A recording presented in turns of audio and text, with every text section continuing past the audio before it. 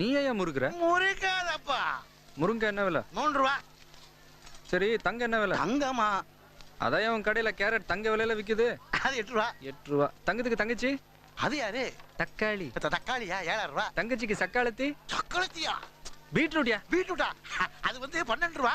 ஆமா, அது என்ன சக்காளத்தி? இப்போ தக்காளியும் பீட்ரூட்டையும் ஒரே நேரத்துல சாம்பார்ல போட முடியுமா? முடியாது. முடியாதுல? ஆமா. அப்ப தங்கச்சிக்கு சக்காளத்தி இவதானே? வெகு பிரமாதம், ரொம்ப பிரமாதம். அதான் மேட்ரு. சரி மாமியார் என்ன விலை? மாமியாரா?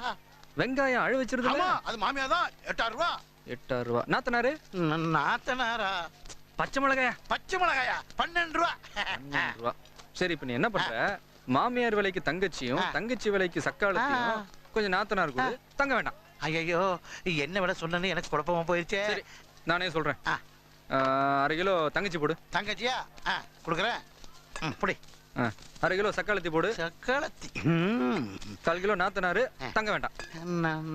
நாத்தனாரா? பச்சை மிளகாயா? பச்சை மிளகா. பச்சை மிளகா. பாடி பாடி. Okay right. இந்தா.